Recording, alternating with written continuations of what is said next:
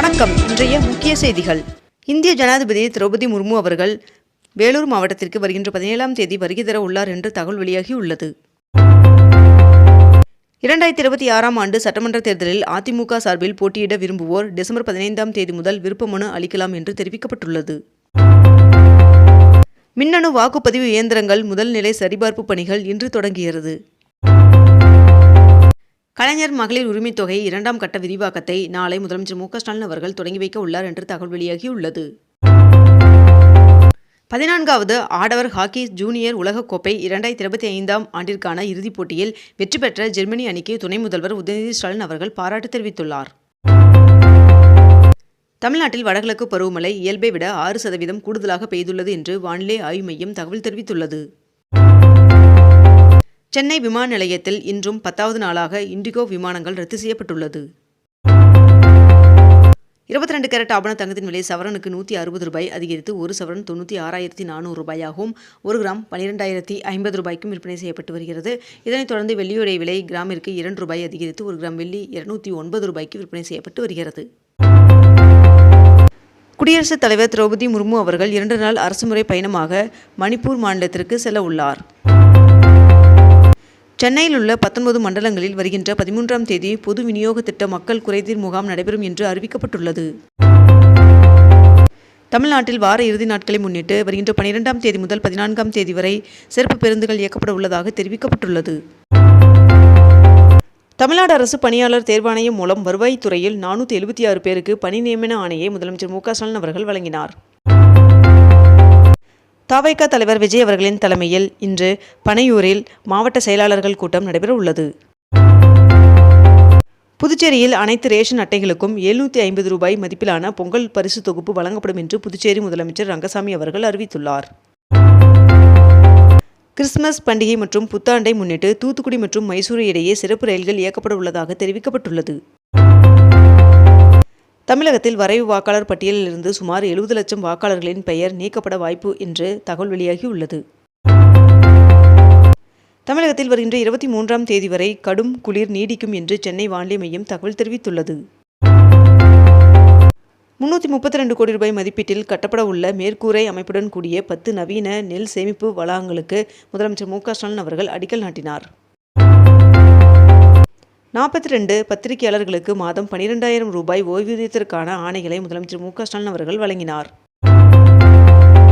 பொங்கல் பண்டிகையை கொண்டாட குடும்ப அட்டைகளுக்கு தமிழ்நாடு அரசு ₹5,000 தர வேண்டும் என்று அதிமுக பொதுக்குழு கூட்டத்தில் அதிமுக பொதுச் செயலாளர் எடப்பாடி பழனிசாமி அவர்கள் வலியுறுத்தியுள்ளார்.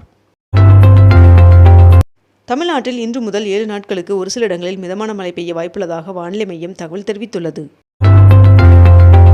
தமிழ்நாட்டில் உள்ள வாக்குச்சாவடிகளின் எண்ணிக்கை 68,467 இருந்து 75,035 இந்திய தேர்தல் ஆணையம் உயர்த்தியது. வருகின்ற டிசம்பர் 14ஆம் தேதி திமுக இளைஞரணி மாநாட்டை முதலமைச்சர் மு க ஸ்டாலின் அவர்கள் துவங்கி வைக்க உள்ளார் என்று தகவல் வெளியாகியுள்ளது. AI கட்டமைப்பு வசதிக்காக இந்தியாவில் மைக்ரோசாப்ட் ₹1,50,000 கோடி முதலீடு செய்ய உள்ளதாக தகவல் வெளியாகியுள்ளது. நாட்டில் 12 பொதுத்துறை வங்கிகளில் உரிமை கோரப்படாத ₹58,331 கோடி டெபாசிட் தொகையானது முதலீட்டாளர்கள் கல்வி மற்றும் விழிப்புணர்வு நிதியத்திற்கு மாற்றம் செய்யப்பட்டுள்ளது. கேரளாவில் 2 கட்டங்களாக உள்ளாட்சி தேர்தல் நடைபெறுகிறது. இதில் நேற்று நடைபெற்ற கேரளாவில் முதல் கட்ட உள்ளாட்சி தேர்தலில் 71% வாக்கு பதிவானதாக தகவல் தெரிவிக்கப்பட்டுள்ளது. திருப்பதி மற்றும் சீரடி இடையே புதிய ரயில் சேவையை மத்திய ரயில்வே இணையமைச்சர் காணொலி காட்சி மூலம் நேற்று தொடங்கி வைத்தார். தமிழ்நாட்டில் வாக்காளர் பட்டியல் சிறப்பு தீவிர திருத்தப் பணி இன்றுடன் நிறைவடைகிறது. திண்டுக்கல் மாவட்டம் பழனி மலை கோவிலுக்கு பக்தர்கள் எளிதில் செல்ல பனிக்குலர் விஞ்ச் ரயில் திட்டத்தை செயல்படுத்த தமிழக அரசு அனுமதி வழங்கியுள்ளதாக தகவல் வெளியாகியுள்ளது. 405 பகுதி சுகாதார செவிலியர்கள் 117 வட்டார சுகாதார மேற்பார்வையாளர்களுக்கு அமைச்சர் மா சுப்பிரமணியன் அவர்கள் பதவி உயர்வு ஆணையை வழங்கினார். 2026ஆம் ஆண்டு பிப்ரவரி மாதம் முதல் வாரத்தில் சென்னையில் அனைத்துலக வள்ளலார் மாநாட்டினை முதலமைச்சர் மு க ஸ்டாலின் அவர்கள் தொடங்கி வைக்க உள்ளார் என்று அமைச்சர் சேகர்பாபு அவர்கள் தெரிவித்துள்ளார். தமிழக அரசுடன் இணைந்து திரைப்படம், இணையத்தொடர்கள் உள்ளடக்கத்தை உருவாக்க ஜியோ ஹாட்ஸ்டார் ஒப்பந்தம் கையெழுத்தானது. ஜியோ ஹாட்ஸ்டார் மற்றும் தமிழக அரசு இடையே 4,000 கோடி மதிப்பிலான புரிந்துணர்வு ஒப்பந்தம் கையெழுத்தானதாக தகவல் வெளியாகியுள்ளது. அரசு உயர்நிலை மேல்நிலைப் பள்ளிகளில் தொழிற்பயிற்சி மையங்கள் ITI அமைக்க விவரங்களை பள்ளிக்கல்வித்துறை கோரியுள்ளது. இண்டிகோ விமான சேவைகளை 5% வரை குறைக்க சிவில் விமான போக்குவரத்து இயக்குநரகம் உத்தரவிட்டுள்ளது. கிரிப்டோ கரன்சியின் மூலம் பதுக்கிய 4189 கோடி ரூபாய் கருப்பு பண சொத்தும் பறிமுதல் செய்யப்பட்டுள்ளது. மேலும் 44,000 பேருக்கு அமலாக்கத்துறை நோட்டீஸ் அனுப்பியுள்ளதாக தகவல் வெளியாகியுள்ளது. மக்கள் தொகை கணக்கெடுப்பு பணிக்கு அலுவலர்களை நியமிக்க உத்தரவிடப்பட்டுள்ளது. மாநிலங்களுக்கு ஒன்றிய அரசு வருகின்ற ஜனவரி 15ஆம் தேதி வரை கால அவகாசம் கொடுக்கப்பட்டுள்ளது. திருப்பரங்குன்றம் விவகாரத்தில் நீதிமன்ற உத்தரவை நிறைவேற்றாததால் தொடரப்பட்ட நீதிமன்ற அவமதிப்பு வழக்கு வருகின்ற 17ஆம் தேதிக்கு விசாரணை ஒத்திவைக்கப்பட்டது. நெல்லையில் மேலும் ஒரு சிப்காட் தொழில் பூங்கா அமைக்க சுற்றுச்சூழல் அனுமதி கோரி சிப்காட் விண்ணப்பம் அளித்துள்ளது.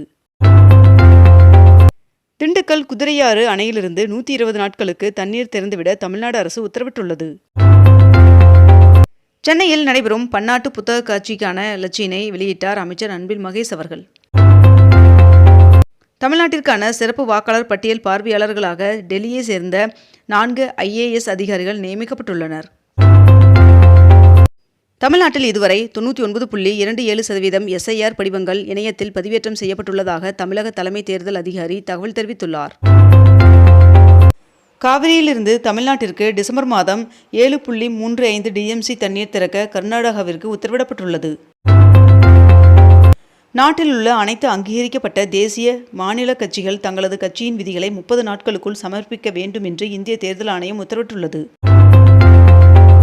நீலகிரி மாவட்டத்தில் புதிதாக குந்தா மற்றும் பந்தலூர் ஆகிய 2 ஊராட்சி ஒன்றியங்களை உருவாக்கி தமிழ்நாடு அரசு அரசாணை பிறப்பித்துள்ளது. தமிழ்நாட்டில் 23 சட்டமன்ற தொகுதிகளில் கட்டப்பட உள்ள 23 முதலமைச்சர் சிறு விளையாட்டு அரங்கத்தின் கட்டுமான பணியை முதலமைச்சர் MK ஸ்டாலின் அவர்கள் அடிக்கல் நாட்டினார். தமிழ்நாடு அரசானது யானைகளை இடமாற்றம் செய்யும் போது கடைபிடிக்க வேண்டிய விரிவான வழிகாட்டு முறையினை உருவாக்க நிபுணர் குழு அமைக்கப்பட்டுள்ளது. சித்த மருத்துவ பல்கலைக்கழக மசோதாவை குடியரசுத் தலைவருக்கு ஆளுநர் RN ரவி அவர்கள் அனுப்பி வைத்துள்ளார். சென்னையில் தொழில் முனைவோர் மேம்பாடு குறித்த பயிற்சி வருகின்ற 15ஆம் தேதி முதல் 19ஆம் தேதி வரை 5 நாட்களுக்கு காலை 10 மணி முதல் மாலை 5 மணி வரை நடைபெற உள்ளது. பொள்ளாச்சி மற்றும் ஆனைமலை சுற்றுவட்டார கிராமங்களில் இளநீர் உற்பத்தி அதிகரிப்பால் பண்ணை விலை 23 ரூபாயாக சரிந்துள்ளது. வந்தே மாதரம் பாடல் இந்தியர்களை ஒருங்கிணைக்கிறது என்று மக்களவையில் பிரியங்கா காந்தி MP அவர்கள் தெரிவித்துள்ளார். இத்துடன் இன்றைய தலைப்புச் செய்திகள் நிறைவடைகின்றன. மேலும் இதுபோன்ற அண்மை தகவல்களை உடனுக்குடன் தெரிந்து கொள்ள அக்னிபூ சேனலை சப்ஸ்கிரைப் செய்து கொண்டு தொடர்ந்து இணைந்திருங்கள். நன்றி, வணக்கம்.